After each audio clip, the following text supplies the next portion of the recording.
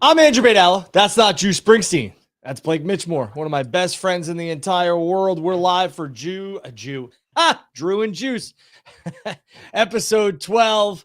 Hot Juice, start. yeah, hot start. Juice has some business that he is taking care of tonight, so we are going to do the show without him. I talked to him. I don't know what the man does. But, with a name like Juice, you never know. So I didn't ask too many questions. But Juice is off tonight. Blake's in. Try saying Maybe that's Drew. not his name. Maybe his name is what you called him the first time. I mean, maybe that's a horrible slang term. But I will say that it's a tongue twister, Drew and Juice. So that's how that one came out. But anyways, I'm happy to be here. We had a lot go down in the world of professional wrestling and sports entertainment. We are very, very close to WrestleMania.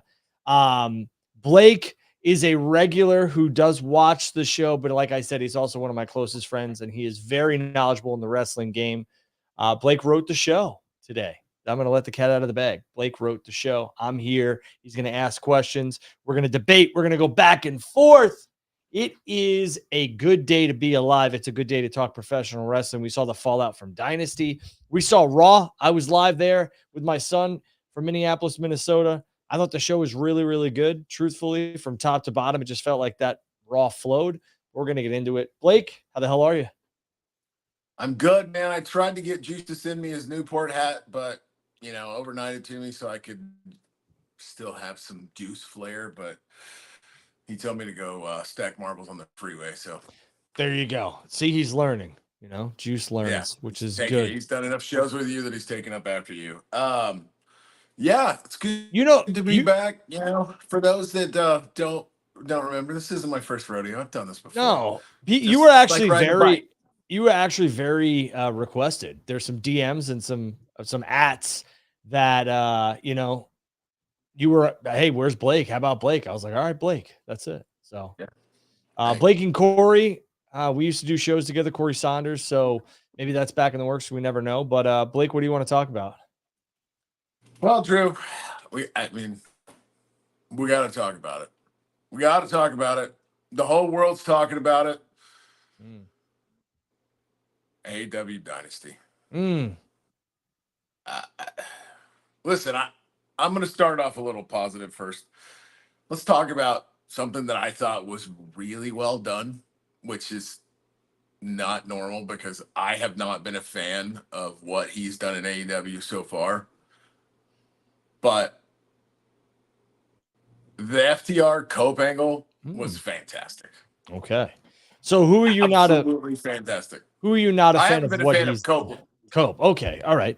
I think the segment from Dynasty was probably the best segment on the entire pay-per-view. By far. For me personally, by far the best thing on the show. Yeah, I would say that a lot of people have had a lot to say about Adam Copeland, his AEW run, et cetera, et cetera. I think it was a lot of start and stop due to unfortunate injuries. And I understand that, people are like, oh, well, the guy, has won a lot and everything else like that. Well, it's Adam Copeland. Now, could Copeland give back towards the end of this run? Is AEW run? Sure. We don't know what that is, injury time, et cetera, et cetera. But I thought the angle was well done. I think FTR is best served as heels. I know you agree. Absolutely. And for me, you made a good point when we talked privately a couple of weeks ago, and I was kicking this around with you and whatnot. And I said, the turn's coming. It's just going to be whom. And you said Christian and Copeland, if they get together, are not going to be booed in AEW. And I think you're 100% right. So I think that's where we're headed.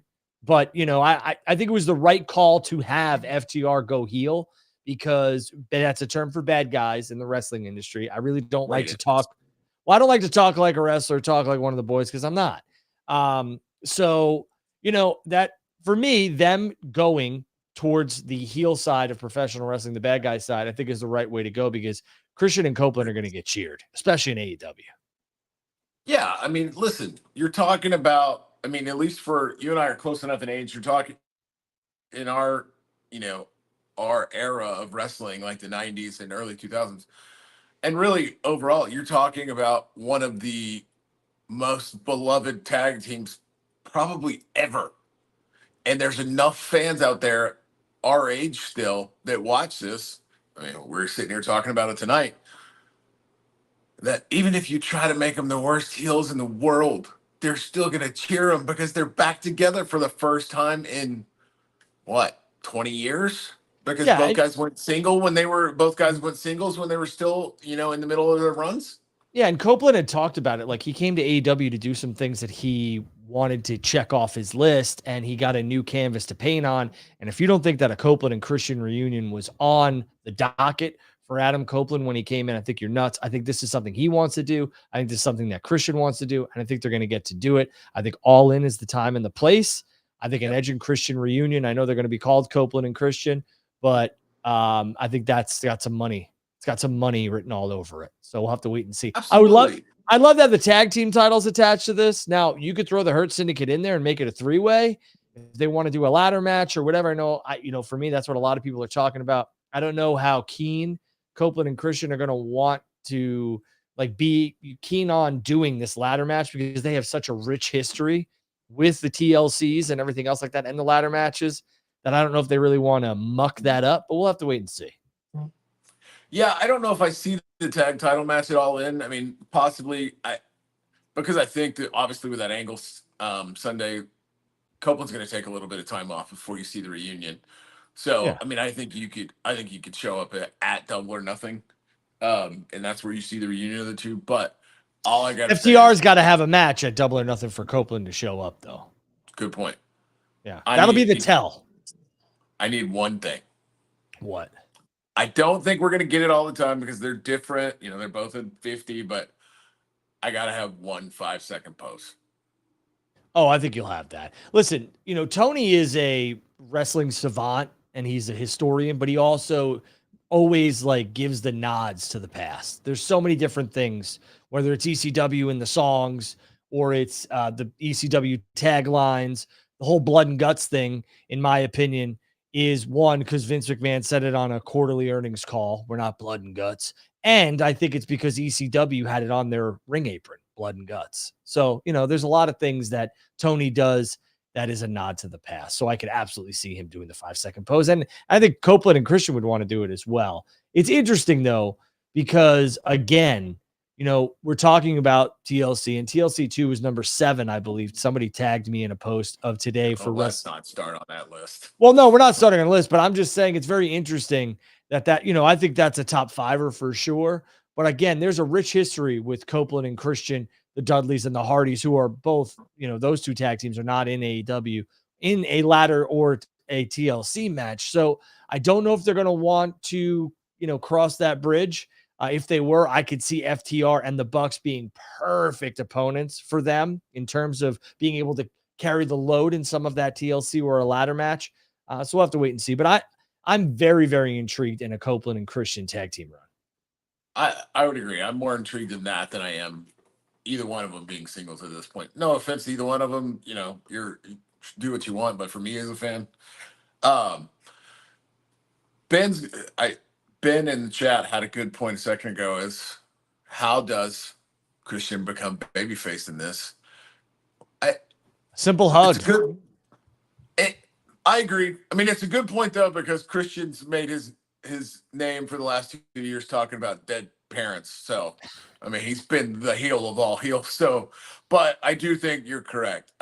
When it comes to a reunion with Edge and Christian, I think it's a real simple. And to AEW's detriment at times, I will say that they constantly feel as if everybody has the same mental capacity or wherewithal to remember everything that they do or everything that they have done. And again, a lot of times your audience needs reminders. This one I don't need a reminder on because it's burned into my brain because I was there, number one. And number two, it was shocking. Copeland and Christian, the first time we saw those two together back in the ring, they were trying to hug each other. And Christian grabbed the mic and told Copeland, go yourself. And that is a moment that will live with AEW forever, in my opinion. So all they have to do is wild. Yeah, all you have to do is have that hug, and Christian accepts, and Copeland, and then they're good to go, in my opinion. And Copeland also told Christian to go F himself too. So yeah, it didn't hit near as hard because it had already been done though. I was there for that one. All right, so we talked about the good. Mm-hmm. listen, I mean, I I haven't done a show in a while, but when we were doing them, a lot of AEW misses for me. Sure. But I still try not to just shit on it for the sake of shitting on it like so many people do these days. But man, that main event ending was all over the place and just it's hard for me even like it's hard for me to figure out what they were thinking there or what what the goal was. Even if it's not something that connected for me, it's still hard for me to go, you know what, not for me. But I see what they're doing. Like, I have no idea. And we're going to talk about Dynamite here in a second. It flows into Wednesday. I honestly have no idea what the hell they're doing right now. So, I don't know who the producer put this up. I like junk, but I do miss the old shows, which you're gonna be like, well, listen, Blake is somebody. Yeah, I enjoy doing shows with Blake as well.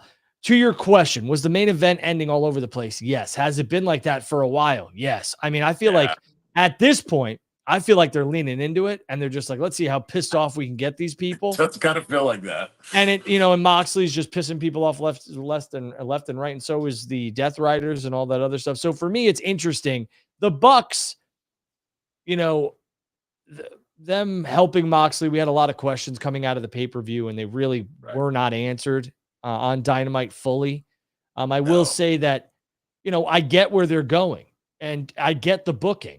I do. It's not hard to figure out. We're heading towards a tag match with Swerve and Hangman taking on the Young Bucks. We get it. Or is it going to be Anarchy in the Arena where the Young Bucks and Okada and somebody else are on one side and you have Omega, Swerve, Hanger, and somebody else on the other? Sure, we get it. It's not hard to figure out. But again, I said this before. I don't want this enemy of the enemy as my friend. I think that shit's horrible. I think it's lazy. And for me, if we're going to do this, fine. We want Hangman and Page versus the Bucks. Okay. If they're planning, in my opinion, to do this at All In, and you're also planning a Cope and Christian reunion at All In and a tag match against FTR, I think that's too much for me. I mean, I'm not saying 2 tag matches is too enough, but these are 4 powerful tag teams that are just kind of in these 2 mega matches, and one match is going to be forgotten about, and I don't want that to be the case. So for me, I get the booking. I get what Dynamite was about. This was about Hangman and Swerve having to basically, they're going to have to come together to take on the Bucks because Swerve said he's buck hunting season. I get it. Okay. But Moxley now doesn't have an opponent for Double or Nothing. The smart play was to have Moxley not defend the title at Double or Nothing and just roll into All In. So there's more questions I have than answers right now. Omega and Okada, 100% happening at All In, 100%. But now, where do we go from here in terms of Double or Nothing? Everyone's kind of looking past Double or Nothing and just going to All In, which is a mistake. I know the finals of the Owen are there. I get it. So, we know where that's headed. And that's another miss for me, which I'll get into it towards the end of this show. But, the Bucks and Hanger and, Swerve, we get that. That's where they're going. But they left a lot of meat on the bone from yesterday's episode. 100%. We talked about this. The simple route would have been, we saw the Bucks 4 or 5 months ago shredding documents. Those were documents that, was them paying Moxley and his crew to help them take over AEW. Kenny shit on that within the first 10 seconds of his promo too. Speaking of that, did Kenny basically say AEW has been dog shit the last year? I mean, yeah, because he said the Bucks were running it for sure. Yeah. The thing about Kenny's promo that, the online discourse, which I don't think you should book towards ever. It's a very vocal minority. Save that thought because I want to talk about that here in a minute before we move to WWE. Save the online discourse because Tony had some comments in the press conference that I thought were very interesting that I want to have a little discussion on here. The reason I say that is because I think that Kenny brought up the whole, people were talking about the documents, and all of a sudden he just kind of crapped all over it and was just like, the documents, we know what you were shredding. They were jets and a chair that you used for your bedroom. And I was like, where are we going here? And it was just basically where we would go. Right. And basically it was just like, hey, those documents are nothing that blends into the storyline. I think that for the first time in a long time, I think the online fan base gave AEW a layup, and I feel like they kind of just threw it in the trash. Which would lend to your comment about Moxley that they're leaning into the fact that they're just pissing everybody off at this point.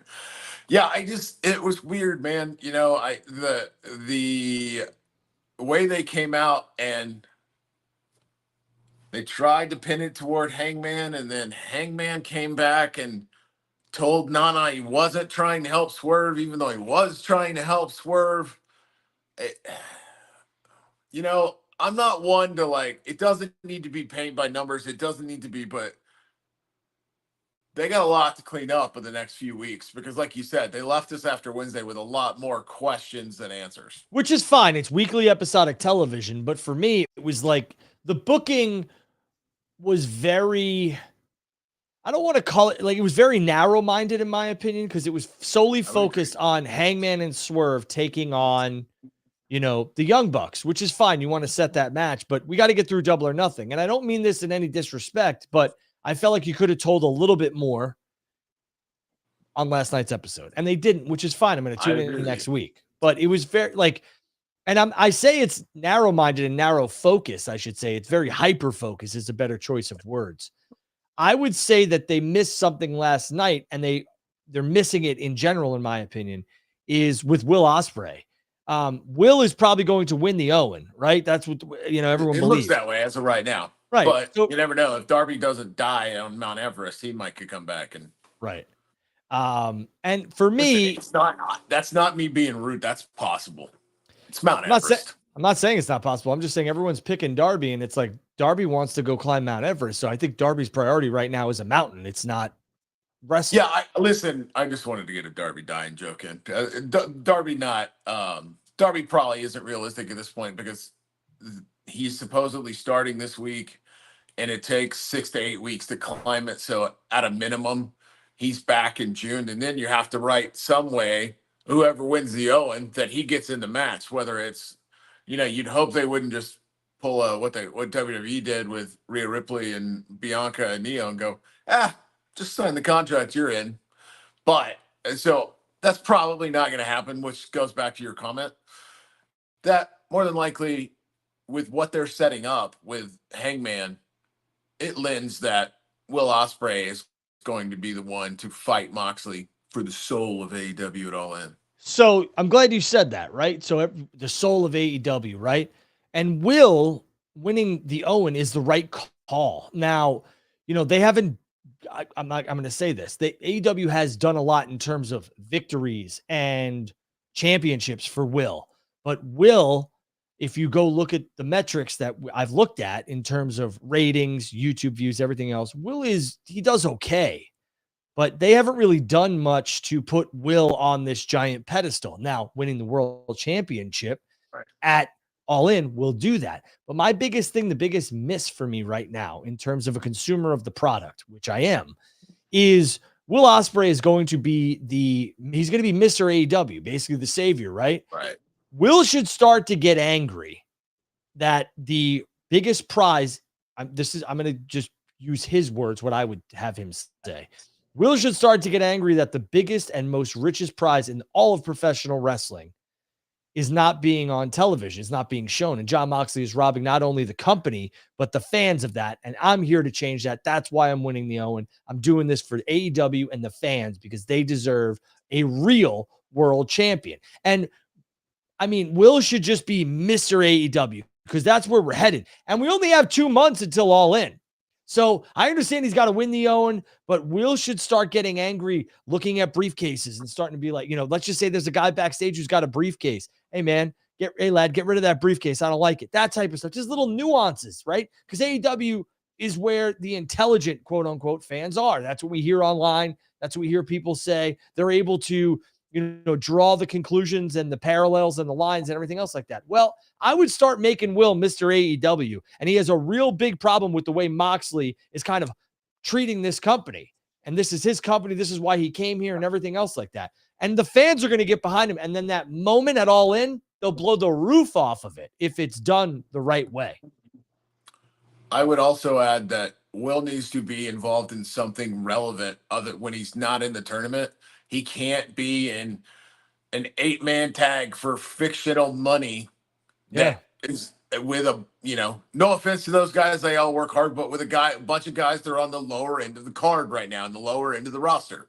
They're not main event guys. Will needs, we talked about this, where this is leading. Anarchy in the arena, possibly a blood and guts at Double or Nothing. Will needs to be one of the guys that they recruit on the good guy team. He needs to be involved. Will's got to win the Owen yeah, at Double not or a Double Nothing. or Nothing. He can't, but he still needs to be in the, he could be in blood mix. and guts. That works. He needs to be in the mix of helping, especially if you're going to do some kind of amalgamation of the Elite and the Death Riders working together. Right. Will needs to be on the good guy team that's going to take them down. Yeah, and for me, like, Will wins the Owen. How I close Double or Nothing is Will and John face to face, and that you have the the logo in the background or whatever, that banner that hangs, and then we got a month and change to really hammer this home. But Will should start next week really getting into this Mr. AEW. That's how and again, it's just me. If it doesn't happen, it doesn't happen. But I just think that there's money on the table with a Mr. AEW character in being Will Ospreay, because he's likable, and the man he's the best wrestler AEW has. There's no doubt about that. From bell to bell, he's the best, So for me, well, it's great that he's the best in the ring, but give me something. It's about characters, and give me something with him. You've got it. I need something more to invest in other than just he's really fun to watch wrestle. I agree. Okay.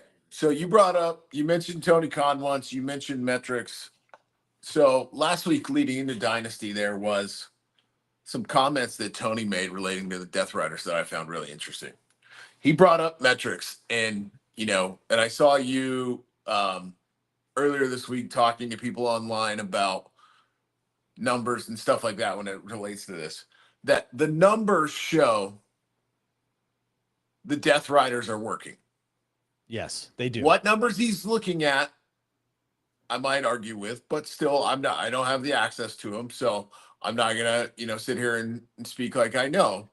But the interesting part that I found of this is he kind of made a comment about online fans, and like, that's just a segment of the audience. It's not.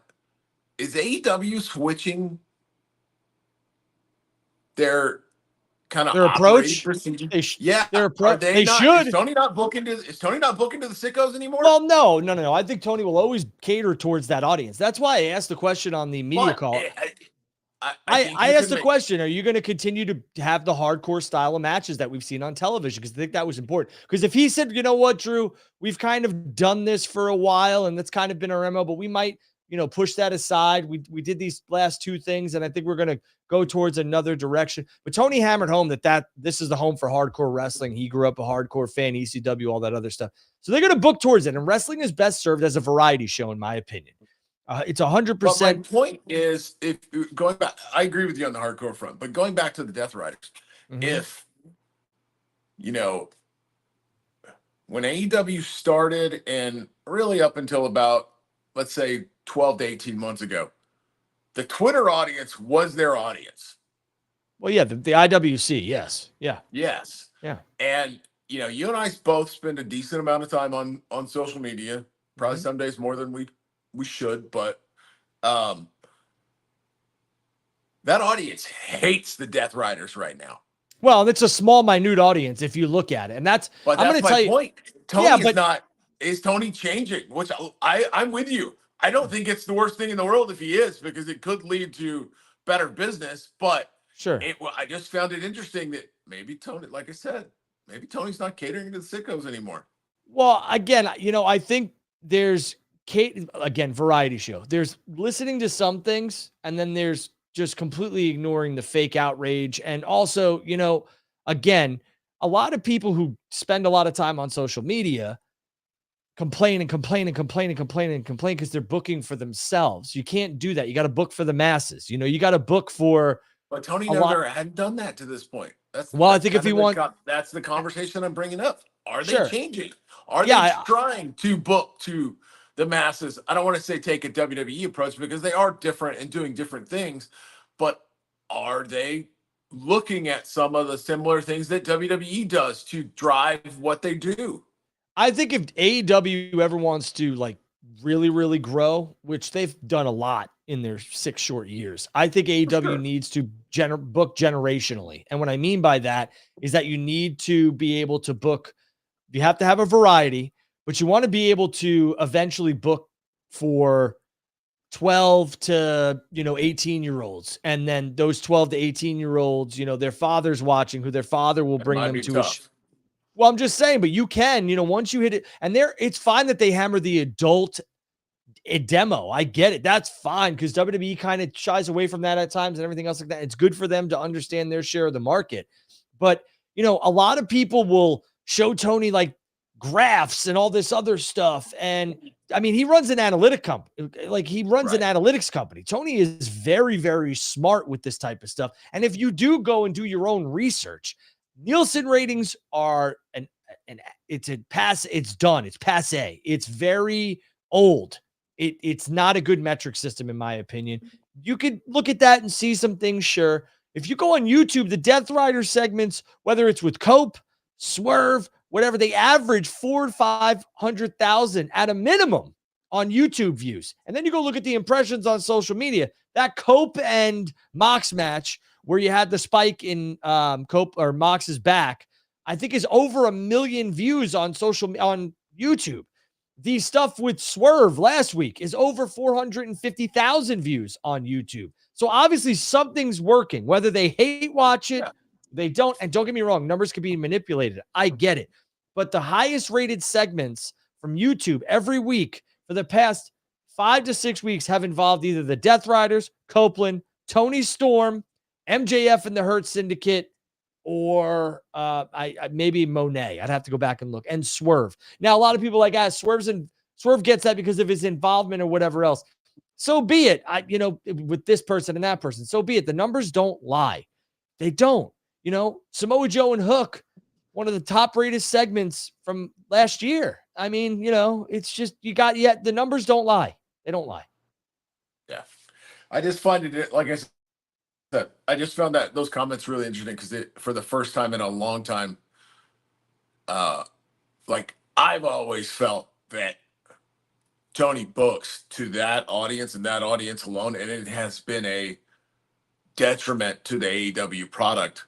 You have to book to that audience because that's your core audience, but if you're ever going to grow, you have to book to everybody. And it sounds like maybe for the first time in almost 6 years, they're actually starting to do it. Well, I think, when you stay at 5, 6, 700,000 and you're bringing in talent in terms of ratings, you're bringing in talent. And you're not seeing exponential growth. I think you need to either try something new or add something different and see what happens. And I think that's what AEW is doing. I think AEW will always cater to the sickos. Tony's always going to be online, checking out what people like and what they don't like. He puts that into the hopper, and then he looks at the numbers, and then it's like some evil genius, and then he figures out what's what.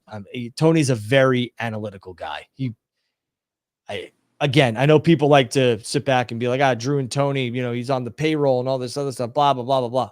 Great. You could say that all you want, but if you actually have a conversation with the guy, you would fully understand that he is very, very bright. Listen, very bright. I won't say you're on the payroll, but I will say I'm not.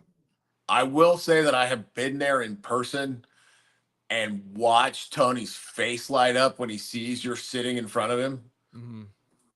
So I get it. Maybe you're not on the payroll, but maybe because I'm not an asshole. He does seem to have a very fondness of you. Well, I'm not an asshole. I mean, I'm not, and I respect what he's doing. Go that far. Anyway. Maybe to you because you're like, maybe you're not an asshole to him, but I mean, asshole in general. And again, at the end of the day, I treat people the way I want to be treated. I'm respectful, and I treat people the way that I want to be treated, and I always am. I don't know, man. I just don't get why people hate him or anybody else. It's just dumb.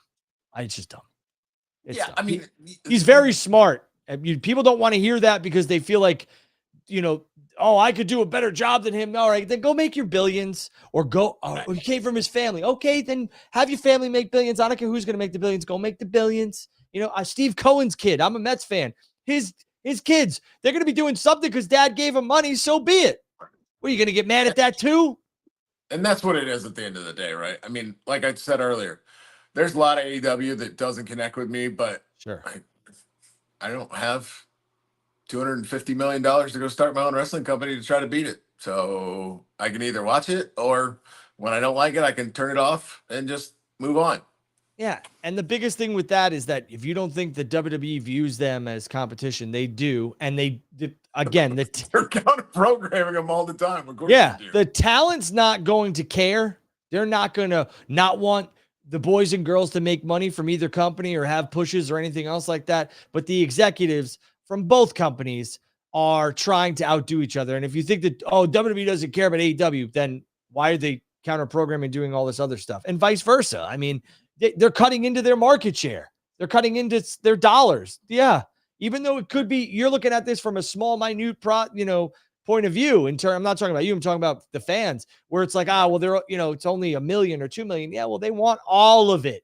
All of it they want. Agreed. All right. Let's shift gears to WWE. Let's talk. You were in Raw. I was in Minneapolis on Monday. Mm-hmm. I do want to mention one more thing from Dynamite before we get to WWE Raw. Dynamite went off the air with Samoa Joe challenging the Death Riders for the trios titles, which is interesting because I don't have an update. I didn't ask. We wouldn't get it anyway. But Pac seemed to be hurt. Okay. Or Pac, however the hell we want to say it, for people online lose their minds. I like to call him Neville. Neville. Okay. It's interesting because, right. I would have thought that the way that Dynasty went off the air, that the ops, maybe minus Shibata, so Hook and Joe, were a shoo-in for this Anarchy in the Arena match. And now it seems like we're going to get a trios match for the titles at Double or Nothing. I am all for the ops winning the trios championships, but I'm going to say this. I think All In is the time and the place where every single member of the Death Riders who are holding championships all fall. That's where I think they're going to do it. That would make sense. I mean, there's only it's really only two sets of championships. It's the world title and that. So that would make sense that if Moxley and them both lose at the same time. Yeah. All right. On to Raw. Go ahead. All right. So you mentioned it. You thought the show was really well. I mean, I'm interested. Obviously, we talk about this a lot. All right. You mentioned earlier when we were talking about AEW, WWE's. Just give me a couple, what were some takeaways from the show that you obviously, if you paid attention, fans of this show, you could see Drew right in the front row next to Bert Kreischer. He's probably personal friends with him too, just like he is Tony Khan. I'm not personal friends with Tony, not personal friends with Bert. Bert was very nice. Him and his wife, Leanne, I believe her name was, very, very nice people. Very nice to my son. The people from Taylor and I can't remember the other person's name from Love is Blind were very nice again to me and my son. But the biggest thing about Monday Night Raw for me is the production. What's nice about the Netflix era, Blake, I don't know if you've been to a show yet, Monday Night Raw. Not in person. There's no, you could tell when you were on commercial at times when you were at a show that wasn't on Netflix. This show really just flowed for 2 hours and 40 minutes. And it's just there. And I will tell you, the crowd was lively.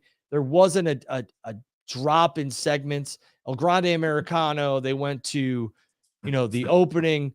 I know Adam Pearce said Rhea Ripley was with Judgment Day. She hasn't been with Judgment Day for a long time. But everything was just very well done. The production was L1. This is the first time I've been in the building where they've done the drones as well. It's just state of the art, man. Yeah. It really is. It really is. And the celebrity involvement is huge now. To a point I get where people are kind of like, they're getting sick of it. But I mean, it's smart. It's very smart to do the cross promotional stuff. But again, this was a production like I have, and WWE's always been top notch. My takeaways were the production went from something that I already thought was very, very clean and polished to like ultra clean and ultra polished. Okay. Wild. Well, and on the cross promotion front, I would just say you need to get over it because obviously it's a part of the Netflix deal because they have somebody there every single week. Brother, they flew those people out. I obviously don't know this to be a fact. I have no sources in WWE, but I would guess at this point, because it's literally been every Raw, it's a part of the deal. Oh, 100%. And they flew Bert out. Oh, Bert's got a special coming up on Netflix. Let's fly him to Raw so he can be on camera on Raw. Yeah. And the biggest thing with that, which a lot of people didn't pick up with, is there was really no celebrity involvement at any of the Raws overseas besides some soccer players and everything else like that. There was, but it was Netflix European people, like shows we don't know. Exactly. They announce people every show. But they could have flown Bert and Tony to, overseas. Well, it was the first show. Them kick rocks. They want them to go to Glasgow. Well, what I'm saying is this was the first show back stateside for Monday Night Raw, and they had Tony, who's doing the roast of WrestleMania, and they had Bert, who has a major Netflix special, and they had the Love Is Blind people who are from Minneapolis, and they had the director of Devil May Cry or something. Yeah. So it was an orchestra. They flew those people out besides the people from Minnesota. Very smart. Very smart. And that I will say there were a couple things from Raw that stuck with me. El Grande Americano. I will say the spear from Braun Breaker was nuts. I was on the opposite side, but watching that back was nuts.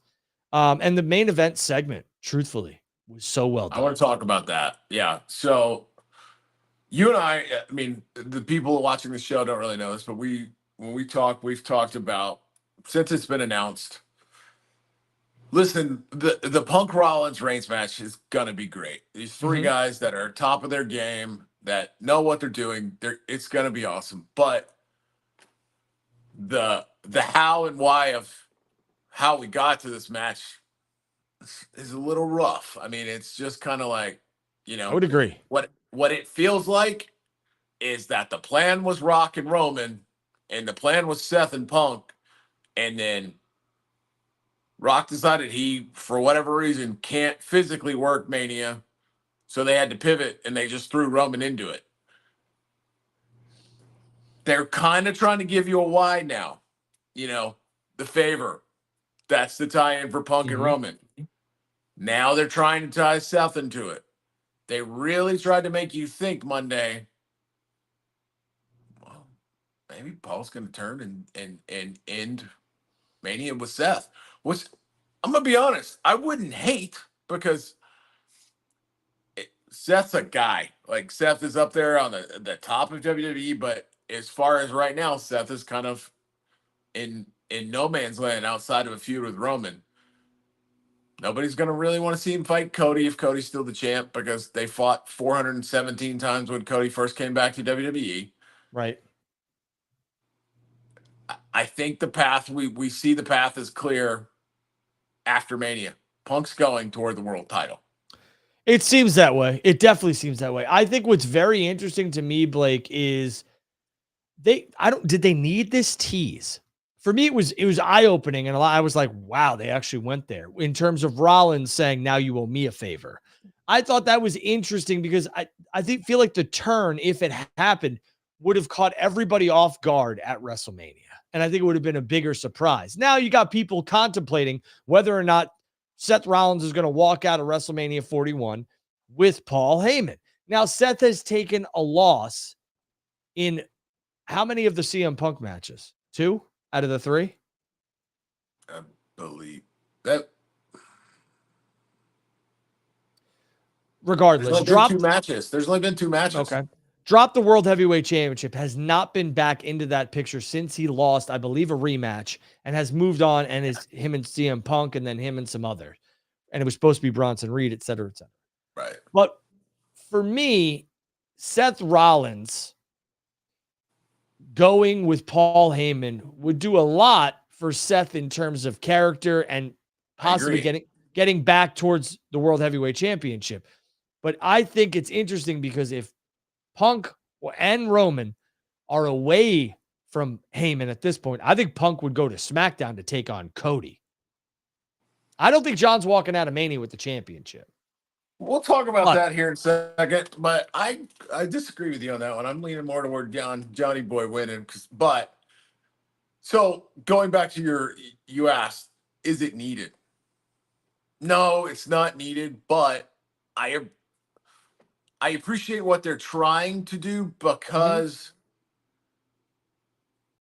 you had Seth and Punk in their story. You had Roman and Punk to a degree after the favor. You had Roman and Seth. Now you've kind of tied them all three together, and Heyman is the center point of effectively. Where's Heyman going to end up after Mania? Well, and Do I everyone think he turns? Probably not. I think he probably still winds up with Roman, but But it's I'm a here good for it if he point. does. It's a good point you brought up too. And that's why I've always enjoyed doing shows with you is people have been asking for like, what's the stipulation here? Are these guys is it for the number one contendership? Like, is Right. somebody like, what is this for? Like, what are we doing? And it seems as if right now, it's who's going to walk out with Heyman at the end of the night. It does feel that way. I mean, they're probably not going to name that, but I mean, that's the story they're telling. And Is who needs a new iteration more than anybody else out of the three? And it's Seth. Right. 100%. So Seth aligning with Paul and kind of just becoming completely different from anything we've ever seen before, I'm here for. I would agree. Like I said, I mean, I'm going to say I don't think it's going to happen because I don't feel like it is, but I've I been wanting a new also version of Seth for months now. That's what Phil said. I agree, Phil. I also didn't think John Cena was going to turn heel, and he did. So who the hell knows? Right. Yeah. Um. Again, the So stuff Raw was fantastic though. And that segment was fantastic. Bert jumped over the guardrail and I went it off the air.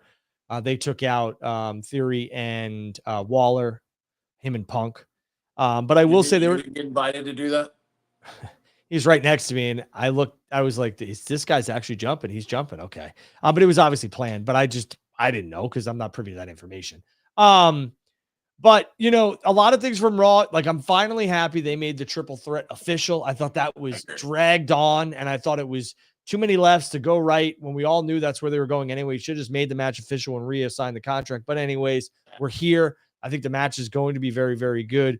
And then you got, which was an interesting, and I want your opinion on this. I know you wrote the show, but I'm going to ask you a question. You didn't know this was coming. Rey Mysterio versus Grande Americano is official for WrestleMania, which is very interesting to me because this is going to be a big match for Ray, and it's even a bigger match for Gable, who's not Chad Gable. He's El Grande Americano. So Chad doesn't get a WrestleMania match, quote unquote, but this is a big one, right? This is some fake luchador taking on the greatest luchador of all time. So I'm surprised the And match is look, it's made. a big match for Chad because, I mean, Ray's at the stage where this could be Ray's last WrestleMania match. That's why I bring it up. Do you believe that this could be I'm not saying a waste, but Ray's maybe only got this and maybe one more Mania left? I don't know. Maybe Ray will wrestle till he's 60. I don't know. But, do you think this is a waste? So when they announced it, I kind of thought that, but no, I mean, I think it's just this Grande Americano thing, even though to me it has legs, it's going to be short lived. And I think obviously we all know it's Chad, but you're going to get the big reveal that it's Chad at Mania. He's going to, get unmasked. Maybe he wins the match after he gets unmasked or something, but he's going to get unmasked. But listen, I mean, at the end of the day, and it's part of what I've got, written down here. At the end of the day, you got 2 nights to fill. You gotta put some stuff on the card, and they got something with Grande Americano. And like we've talked about with AEW, wrestling needs to be a variety show. Well, and here's the thing, right? So you sat back and you said Grande Americano could be unmasked. So basically they would have done this whole angle for like maybe a month and a half at tops, right? Tops. So for that. Right. So do you think that that's what the plan is? Because I think this El Grande Americano, I know it's caused a little bit of a stir, but I think it's got some legs. I do too. So, I mean, could they extend it? Sure. Do I ultimately? Yes, I think it's supposed to be very short lived. Okay.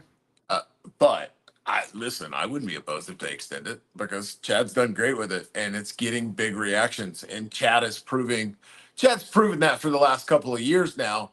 But Chad is proving that not only is he fantastic in the ring, but he's also a fantastic performer as well. Sure. Phil says after the great year Chad had, the man has to wear a mask and go under Grande Americano to get his first singles match at Mania. That's wild to me. You know, again, I'm going to say this, and I think Blake really just set this up perfectly. Sometimes, whether it's professional sports or professional wrestling, you get tested. Okay. And I think that this could be another iteration of that where Triple H and whomever else is testing Chad. Hey, we're going to give you this. And Chad's like, all right, I'm going to make chicken salad out of chicken shit. And he's making fried chicken now. Right. So, I only say that because I'm a guy. So for me, I would be the final test for me with Chad if I was, if that's what we were doing backstage in WWE, which I'm not saying they aren't, but Chad has made everything work. Alpha Academy, the whatever they're doing, what are they called now? American Made, I think. Something like that, whatever it is. That he made that with the Creed brothers and everything else that went into it. Now he's making El Grande Americano. So he's made everything work. He's passed all the tests. He's shredded beyond belief. It's time for a run with Chad Gable.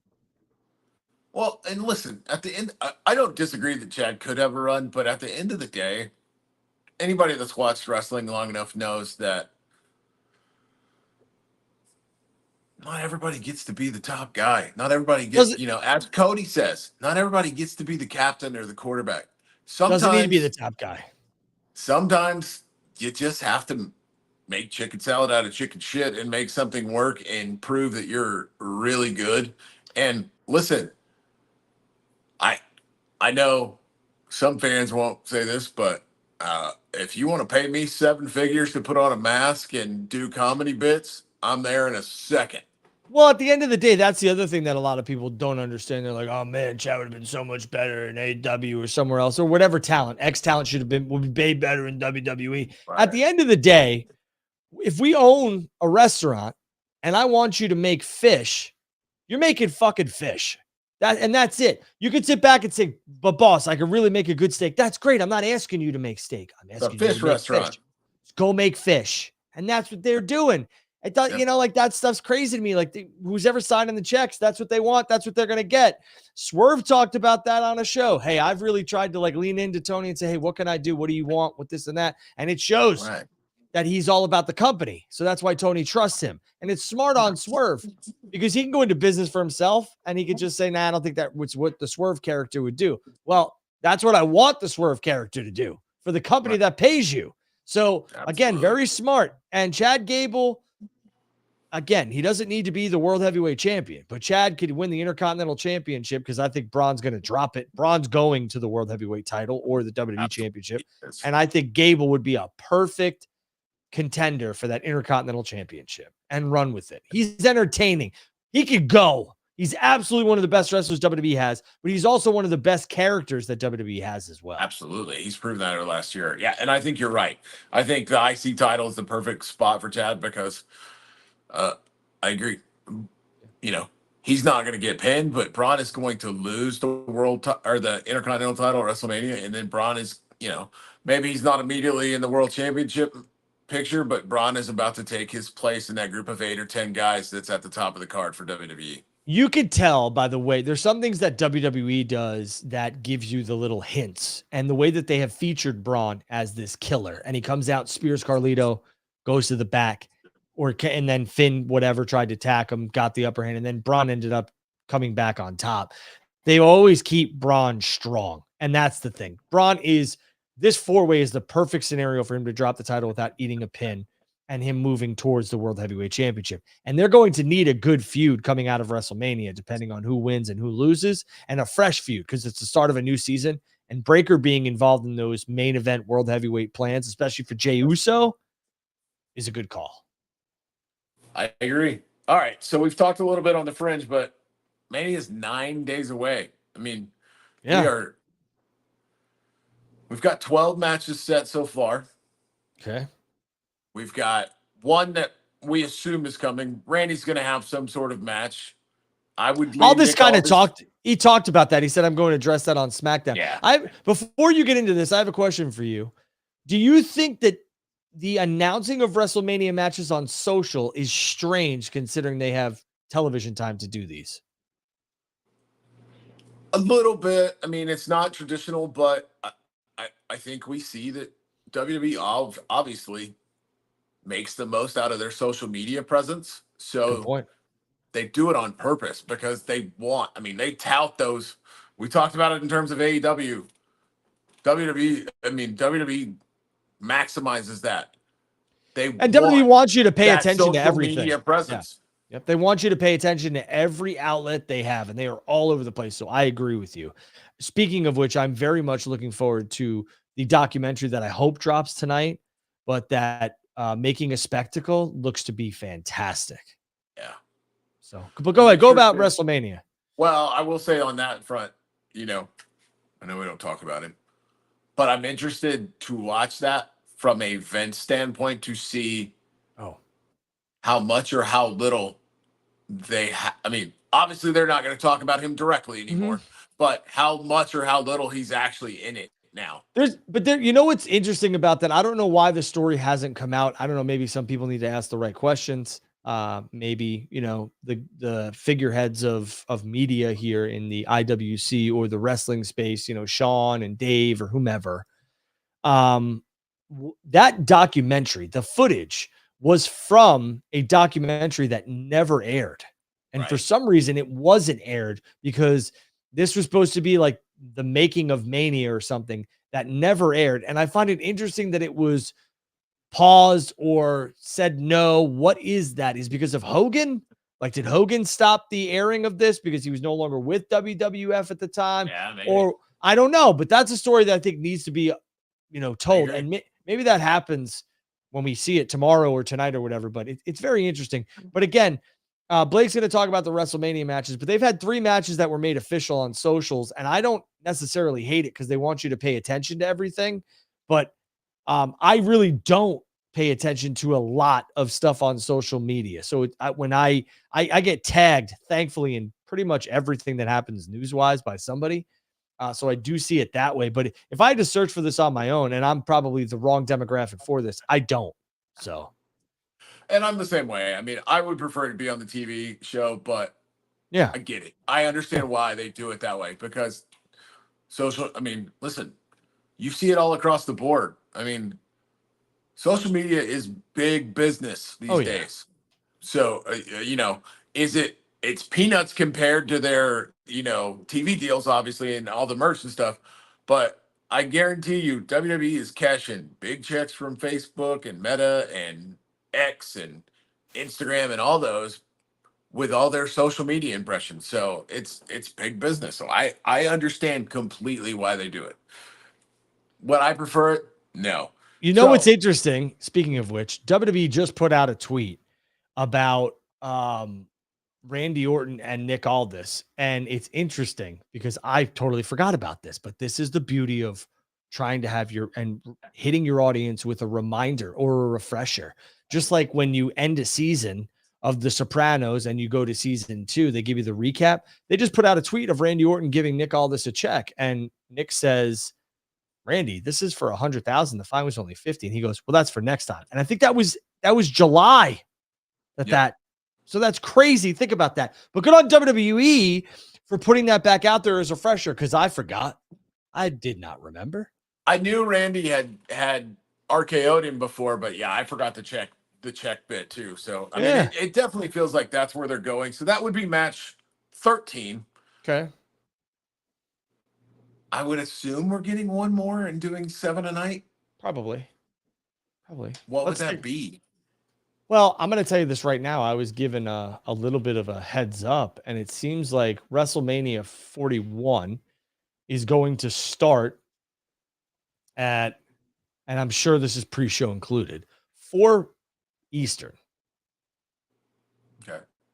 So you got to figure 2 hours of a pre-show. So you're looking at 6 Eastern. I would say WrestleMania goes live, and it's slated for 9 hours on Peacock each day. I'm assuming that's a pre-show. That's a long and time. last year I want to say they did 2 or 3 hour pre-shows each day. Okay, I was there, so I wasn't privy to that, Yeah. but that's a long day, but and long 2 days. WrestleMania night 1 had 7. WrestleMania night 2 had 7 last year, so it would make perfect sense So, to do it a 7 and 7.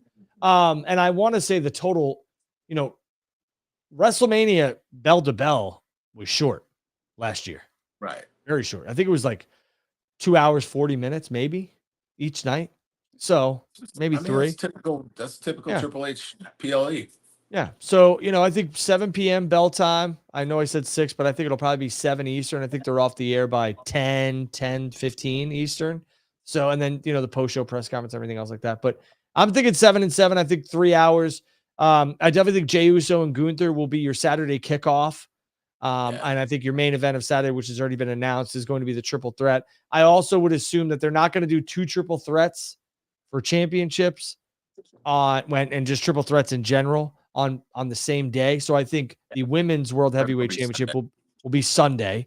And the singles match between Cena and Cody is your main event for Sunday, obviously. But there's a lot of different things, again, WWE is very smart with WrestleMania. They give you a little bit of everything. They give you the spectacle, they give you the wrestling match, and they give you the high profile. Everyone wants to see this type of match, the pull. So again, a lot of good things. I think Tiffany and Charlotte are probably going to be night 1 as well.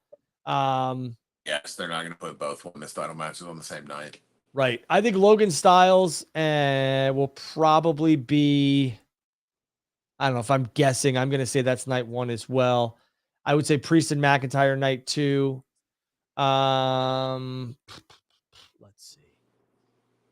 The Fatal 4 for the Intercontinental title would be a great match for either night, truthfully, because I think that's going to be something special, but we'll have to wait and see. I'm trying to think of a match that needs to be announced that hasn't. It's going to be some sort of either what they did last year where they do both or one or the other. It's going to be one of the tag titles. Yeah. And it's going to be multiple teams. So no Randy match, you think? No, I think Randy's match 13 to me. Randy versus Aldis is match 30. There's only 12 announced right now. Randy's 13, and then there's a 14th match still to come. Okay. I think the tag titles with the healthy. I mean, yeah. I can't listen. I know Randy's not like in the main event picture right now, but Randy's still Randy. They're not going to healthy scratch Randy off of Mania. They're going to give him something. No, and I'll be honest with you. I think what we saw on Raw with the War Raiders and the New Day, I think that could be something you see at Mania. And it's some sort of stipulation match or whatever. Because the new iteration of the New Day's welcomed. But yeah, I would say 14 is probably your sweet spot. Maybe they do 15 and you get a tag match on the pre-show or something. That could be because, if you're being fair now, if you put one tag title on the show, you kind of got to put the other tag title on the show. And you got Liv and Raquel defending, right, against the Gauntlet winners? Yes, the Gauntlet this coming Friday. We'll set that match, and I would assume that's going to be Bayley and Lyra, which means the women's Intercontinental title and the women's U.S. title in their first year are not going to be on Mania. Yeah. Now, go ahead. And we got to get to questions. Go ahead. Yeah, I've got one last topic, and we'll get to questions. Cena's been announced for the Vegas SmackDown. Makes sense. Oh yeah, he's going to be in town. Do we see him tomorrow night in Seattle? No. I think Cena's appearances will be announced as they have been because everyone's here to see Cena. The Rock thing is very interesting, right? I do think The Rock could make a surprise appearance. Hopefully, the SmackDown in Vegas is the most logical choice, and it's kind of like great call, genius. But that could obviously happen. But I am going to say that I think you could see The Rock show up on maybe a Raw or a SmackDown. I know we only have one more Raw and 2 more SmackDowns before WrestleMania. Because I can't imagine he does Raw because Roman's going to be on Raw next week. That's a lot. And is Cody announced for Raw? Cody's announced for SmackDown, which is why. See, the reason I bring up the Cena Seattle thing is Could we see an unannounced? The last time we saw Cena, Cody was planning him with a crossroads. Could we see an unannounced beatdown of Cody in Seattle, similar to how Rock beat him down in Chicago last year? Unannounced. He showed up randomly on that show and then beat him down to close the show out. Could we see Cena do the same thing? Could we see Rock and Cena both in Seattle? Yeah. They just released a John Cena farewell tour shirt, but it doesn't have dates on it, which is smart. I was looking for maybe a hint there. Oh yeah. Yeah, man, I could see it. I could see John having an unannounced surprise appearance. Him and The Rock showing up with Travis Scott this Friday would be awesome. That'd be awesome. But I just, I don't know. I don't know. I think they're going to want to market and promote every possible thing that they could with John. And what's interesting I would tend to agree with you. The only reason that I throw that out there is because you would think the same thing with Rock, but Rock did an unannounced appearance in Chicago last year. Yeah. Yeah, I think, my money's on the SmackDown in Vegas because it makes the most sense. And it's a very, great call. Like I said, genius. But, and listen, at the end of the day, we don't know what John's schedule is. John's got other commitments. If John is still maybe John's out of the country until next week. And so, that was my next. Yeah, that was my next point. Maybe the international stuff was easy for him to fly in and fly out of. I think that was 100% why he hit those because he's been in. I want to say he's been in Budapest and in Africa, from what I've read. So those are, quick stuff where he can fly. Right. If he's filming something, he could fly out on Sunday night and be back Monday night and only miss Monday for filming, as opposed to where if he's flying from Africa to Seattle, he's probably missing 4 days of work. You nailed it. So that's, we'll have to wait and see. I would like a surprise appearance, but I think WWE has shown that, and it would be a nice nod for USA, but I think USA is going to look at them and be like, hey, John's going to be at SmackDown. Can we promote it? Y'all took Raw and ran over to Netflix and gave them everything, Right. We'll see. So you said it. I'm going to tell you, as of right now, I think the right move is John beating Cody, because I think no disrespect to Cody whatsoever. Cody's been great. Cody is killing the game, selling all kinds of merch. But if I'm thinking about this from a story perspective, the John taking the title and going away and somebody having to step up, maybe CM Punk, and play the same role that John tried to play with him back in 2011, that, telling that story, it's not obviously going to get to December because I think John's going to leave on being a babyface again. Right. But telling that story for a few months that, oh my God, is John Cena really going to retire with the WWE title and just, the last real world champion?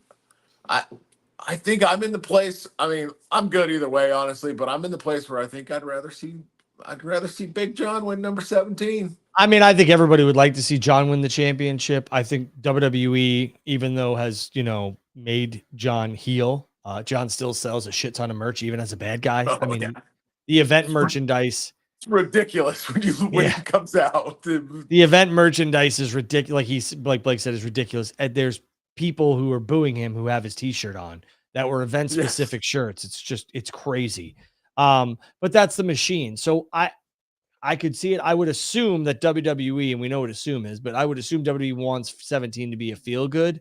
But if John's going to stick around, Blake, like he's going to do Backlash in St. Louis and he's going to do whatever, then sure, I could see it. Yeah, and that's the wild card. Like we just said, it's a wild card with him possibly doing a surprise appearance tomorrow. We don't know what John's schedule is. I know he's got Peacemaker coming out this summer, so he's probably going to have to leave and do media for that. Yep. Go on a media tour for it, but we don't know what other projects John has in line this year. It definitely feels like the 40 or so appearances they talked about with John are going to be backloaded in the second half of the year. For sure. For sure. All right. That's all I got. Let's get some questions. All right, let's get to some questions here. If you have a question, a comment, or a concern, throw it in there. We will answer it in the order they are received for the next, 5 to 10 minutes. Then we're going to get off the air. Who does Chelsea face next for her title, Blake? I know she's been campaigning for Nikki Bella, but it doesn't feel like that's happening. Right. Because maybe that's there's rumors they're doing Evolution this summer. Maybe that's a match at that, but boy, I don't know. Nia Jax. I'm just spitballing here. Nia Jax hadn't been on TV in a few months. All right. Alexa Bliss, if she comes back, I don't know. Listen, Chelsea is one of those that whatever Chelsea does, I'm invested because Chelsea is a fantastic character. And she's I'm with you. Not bad to look at either. Yeah, I'm with you. If Chelsea wants to, take on whomever, I'm here for it. Nia Jax makes a lot of sense. Chelsea's on my TV. I'm invested. For sure. I'm trying to think who would be a good opponent right now for Chelsea in terms of the. First of all, I would love to see Bayley win the Intercontinental Championship, but that's 2 different championships. I like Bliss. We'll have to wait and see on that one. Speaking of Bliss, what's happening with the Wyatt Six? I believe Bo was injured, Uncle Howdy. So I'm not quite sure. I think it was kind of like start and stop. So I don't know. And I don't want to speak on someone's health. It was a rumor. So I don't know if that's accurate or not. But I liked what they did with the Wyatt Six. But, Blake had his concerns privately to me about it. And if he wants to talk about it, he can. But it just seems to me like it was very much like, okay, we have this momentum with them. And then you give them 6 to 8 months. And then where are they going to be? Yeah, I don't.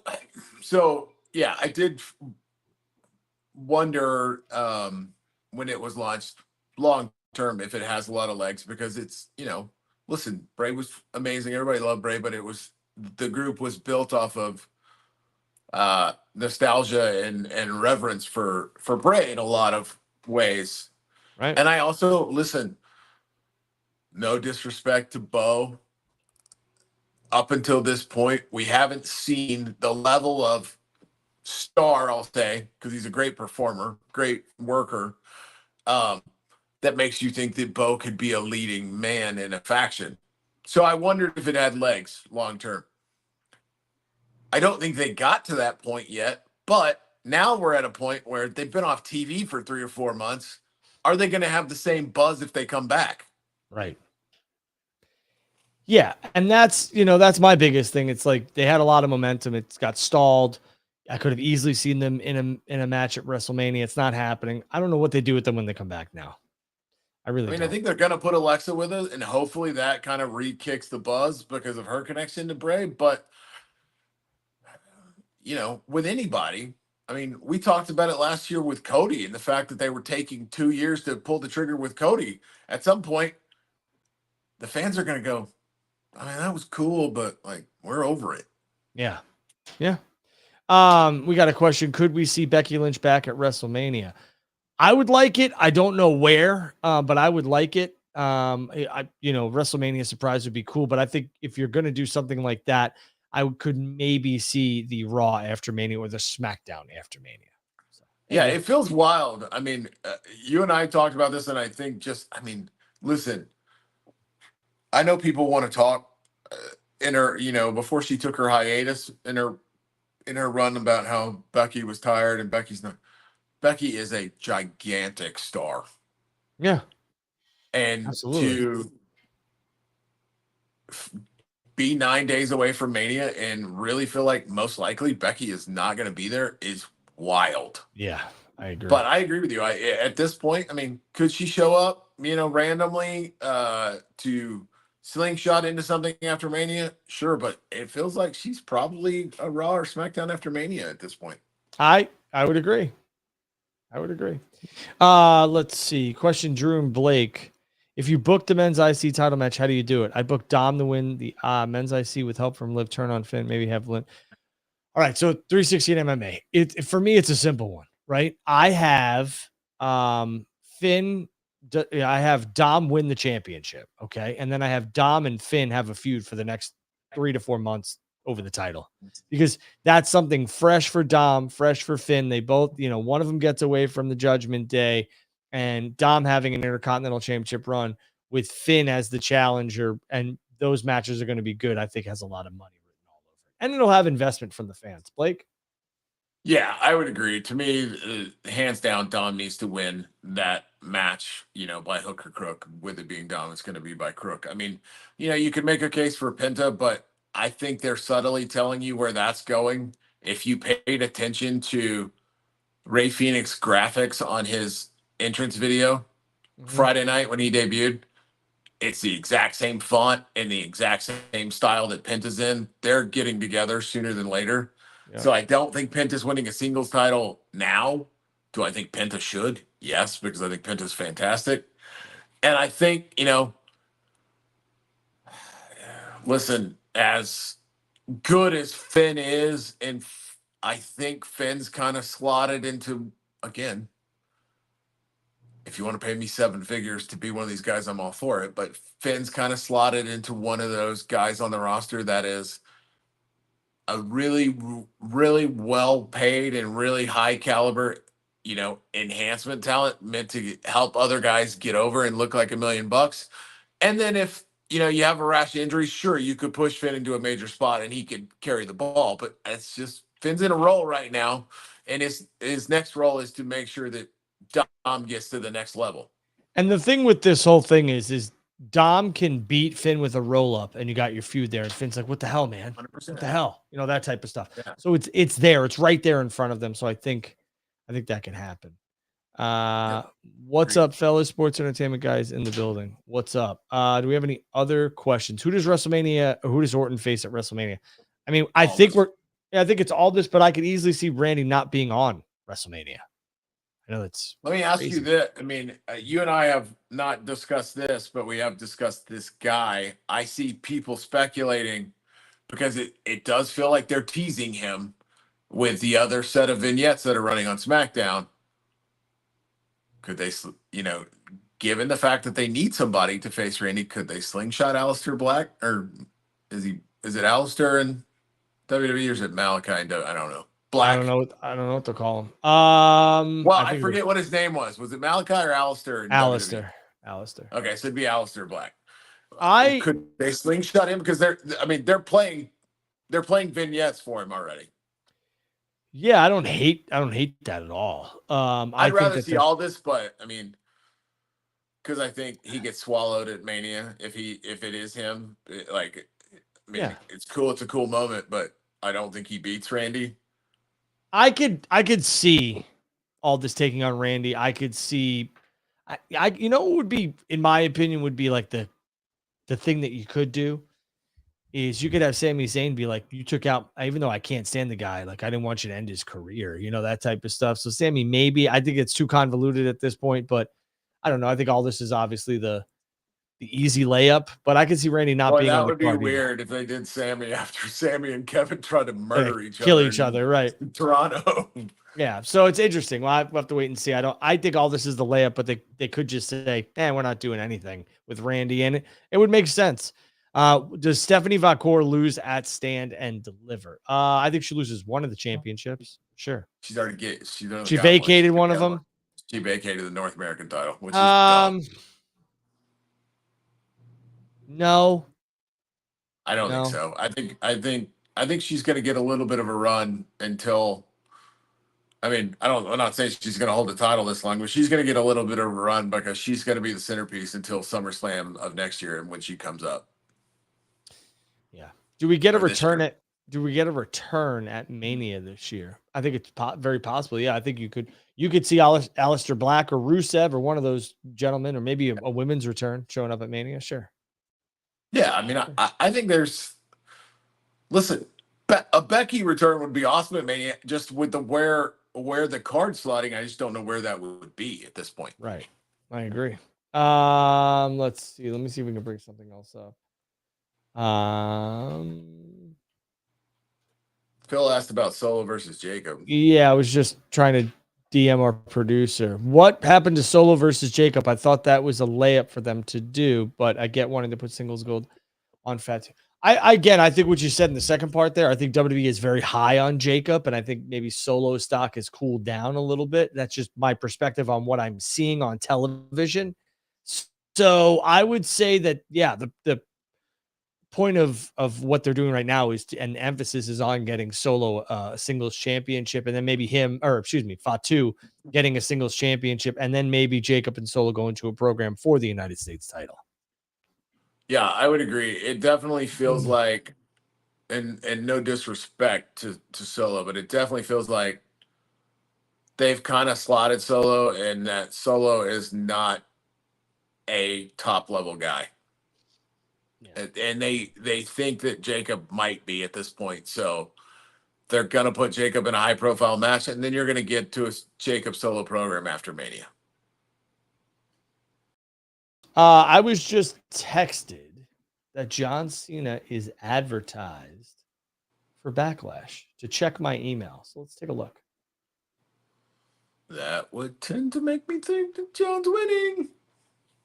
Yeah, let's see. I mean, here. Listen. John Cena is advertised for Backlash. I do have an email from WWE stating that. A Randy Orton versus John Cena WWE title match in Orton's hometown with Cena as a bad guy is gigantic money. I am 100% here for that. John is not advertised money. for. All right, so John is advertised for the SmackDown before Backlash as well. I'm just going through the emails they sent. I just didn't see these, unfortunately. I don't know why they were buried. So John is advertised for Dayton, Ohio, May 9th. Backlash, Saturday, May 10th from St. Louis, Missouri. And then he is not advertised for anything else after that. So interesting. Very interesting. I will tell you also that John is advertised for the SmackDown after Mania here in Fort Worth. Is he? Well, which would also lend me to believe that John is very possibly winning, or if at a minimum, he's going to have a very high profile match at Backlash. Very interesting. All right. Well, Blake, you did a fantastic job, like I knew you would. This was fun. It was good to answer some questions. It was great to review the week that was in professional wrestling. I want to thank the over 300 people who joined us both on social media and on YouTube. Thank you very much for that. It is always humbling. It was good to talk for an hour and change for some professional wrestling. Anything you want to close with? Anything on your mind? No, man. It's just been fun to kind of be back in the space and in the saddle. In the saddle of talking wrestling. Always good to do it, and I appreciate all the appreciate all the people that seem to be happy that I'm back and happy that I'm around. I don't have the biggest following in the world, but it's nice to know that some people are a fan of this guy. You know what I like? I'm not the only bald guy on the show anymore. I know. Shut up. Still getting used to being one of those guys. Bald is beautiful, baby. All right. I am at Andrew Baydala. It's right there. I appreciate all the love and support. Without you guys coming in here and girls watching, replying, for some reason in this crazy world, you guys care what I have to say and you value my opinions, which I appreciate very, very much. It does not go unnoticed. I am always humbled, and I thank you for that. When I was a kid, I would have never thought that people would want to hear me talk professional wrestling and my opinions on them, but I thank you for that. It's truly humbling. He is at Blake Mitchemore. His is at the bottom of the screen. He's got Dallas Cowboy colors. He is a Cowboys fan. Next week is the draft. We're going to do something, or not next week. It's the following week. We're going to do something for WrestleMania. We're going to put out a schedule. Stay tuned. It's going to be something where we're covering Mania. You have to. So just stay tuned. We'll let you know where it is, what platform, how we're going to do it. We're going to mix in spaces. I love spaces. And we're going to mix in these type of shows. So stay tuned. I'm at Andrew Baydala. Make sure you hit that bell for notifications so you don't miss us when we go live. Subscribe, like, and follow. And we'll catch you guys down the road. Blake, always good seeing you, buddy. And we'll do this again sometime for sure. Keep locked for our WrestleMania schedule. It's coming out. Blake will be a part of it for sure. Thanks, buddy.